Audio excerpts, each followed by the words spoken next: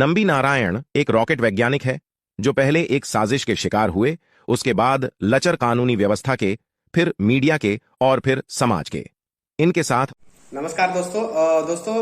हमारे देश के महान वैज्ञानिक जो अभी नबी नारायण हैं, नबी नारायण थे, उनके ऊपर एक मूवी आई थी रंगनाथ माधवन, आर माधवन का। वो आप लोगों ने शायद देखा होगा। लेकिन दोस्तों, मुझे एक वीडियो मैंने बहुत काफ़ी रिसर्च के बाद मिला है। मैं उसके बारे में कुछ अच्छा ढूंढ रहा था, तो मेरे को एक अनफॉर्चुनेट वीडियो मिल गया, बढ़िया, जो आप लोग सुनोगे तो देखोगे दोस्तों कि हमारे साथ, हमारे देश के, हमारे महान वैज्ञानिकों के साथ कैसे कैसे अत्याचार हुआ है।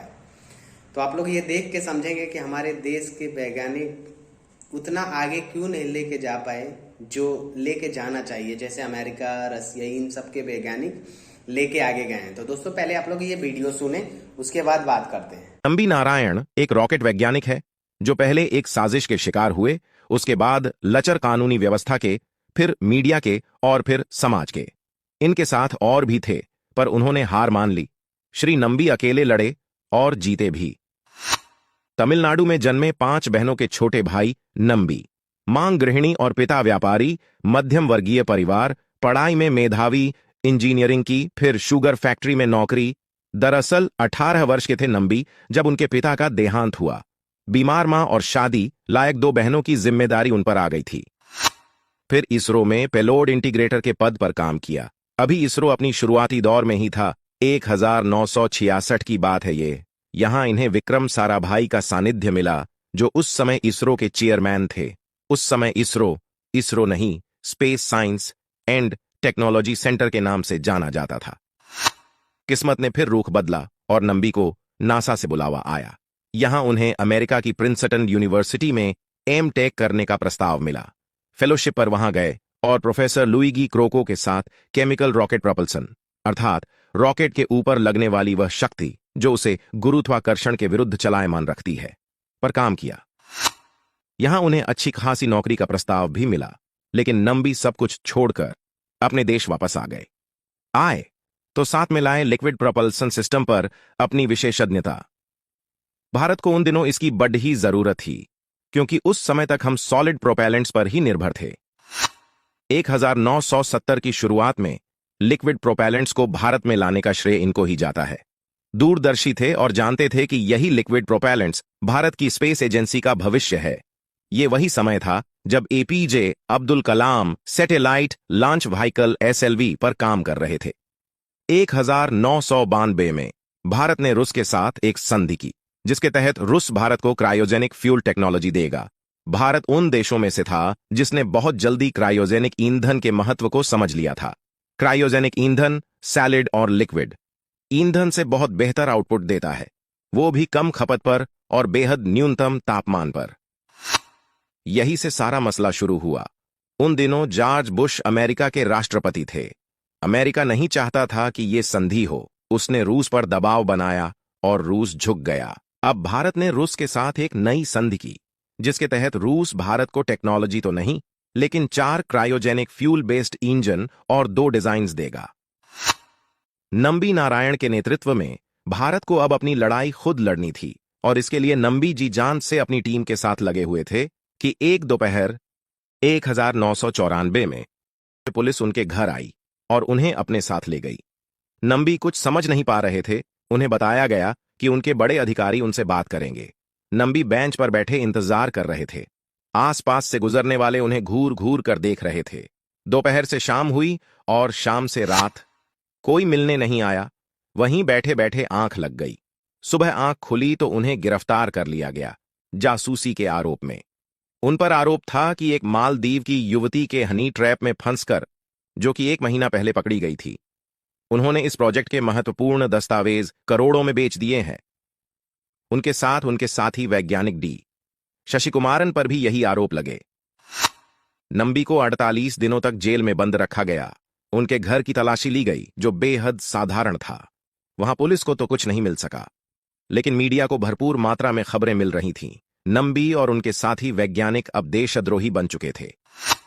उनकी autobiography ready to fire, how India and I survived the ISRO spy case, के अनुसार नंबी को निर्वस्त्र करके उनके हाथों में हथकड़ी बांधकर उन्हें पीटा जाता, गुनाह कबूल करने के लिए। पुलिस कहती कि इंजन की ड्रैनिग्स बेची है तुमने, लेकिन ऐसी ड्रैनिग्स तो एरोनॉटिक्स की किताबों में आसानी से उपलब्ध थी, जिसे पुलिस अनसुना कर देती।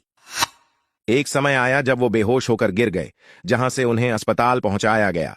जेल से छूटकर घर गए तो पत्नी अंधेरे में अवसादग्रस्त मरणासन्न स्थिति में जमीन पर पड़ी हुई थी। जब उन्होंने नंबी को देखा तो एक हृदय को चीरती हुई चीख उनके मुंह से निकली। नंबी बताते हैं, उनकी पत्नी हर रोज मंदिर जाती और प्रार्थना करती। एक दिन वापस आई तो कहा, अब से मैं मंदिर नहीं जाऊंगी, क्योंकि पंडित ने प्रसाद देने से मना कर दिया था। उनकी शिकायत थी इसरो से, जो कानूनी मामलों में नहीं बोलना चाहता था। 1996 केस सीबीआई के पास आ चुका था और उन्हें और उनके साथी को जांच में निर्दोष पाया गया। 1998 सुप्रीम कोर्ट ने भी उन्हें और उनके साथी को निर्दोष माना। 1999 नंबी और उनके साथी वैज्ञानिक का तबादला तिरुवनंतपुरम से किया गया और उन्हें डेस्क जॉब दी गई।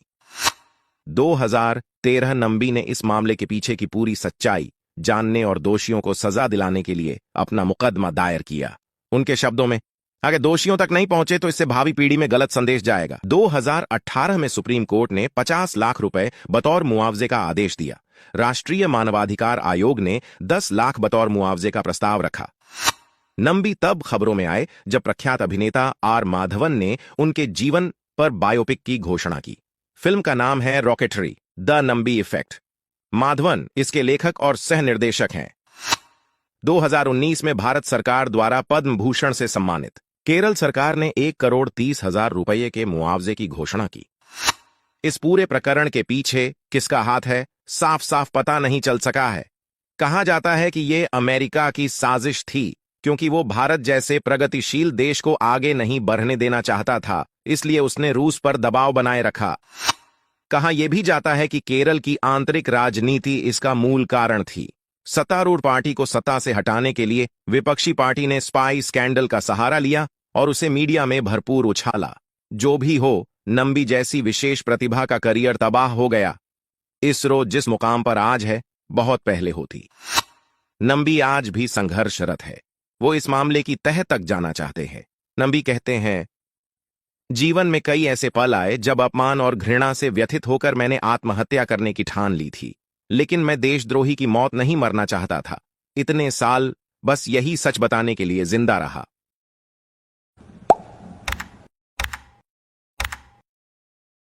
तो आप लोगों ने वीडियो सुन लिया, तो अब कहने को तो मेरे लिए कुछ रहा ही नहीं।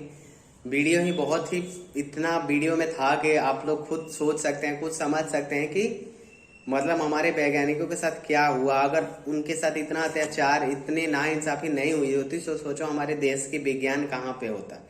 तो दोस्तों, ये आपको डिसाइड करना है कि हमारे हीरो वैज्ञानिक होंगे या हमारे पॉलिटिशियन। पॉलिटिशियन को मैं किसी को भी बढ़िया नहीं मानता हूँ, सब के सब अपने स्वार्थी होते हैं, लेकिन हमारे असली हीरो हमारे वैज्ञानिक, हमारी आर्मी है। तो दोस्तों, आप लोग इस वीडियो को ज्यादा से ज्यादा शेयर करें और चैनल को सब्सक्राइब करें। ऐसे वीडियो आपको मैं लेके आऊंगा और ऐसे ऐसे वीडियो लेके आऊंगा जो आपको काफी नॉलेजेबल होगा। तो ऐसे वीडियो के लिए मेरे चैनल को सब्सक्राइब कर लें और वीडियो देखने के लिए शुक्रिया दोस्तों, धन्यवाद।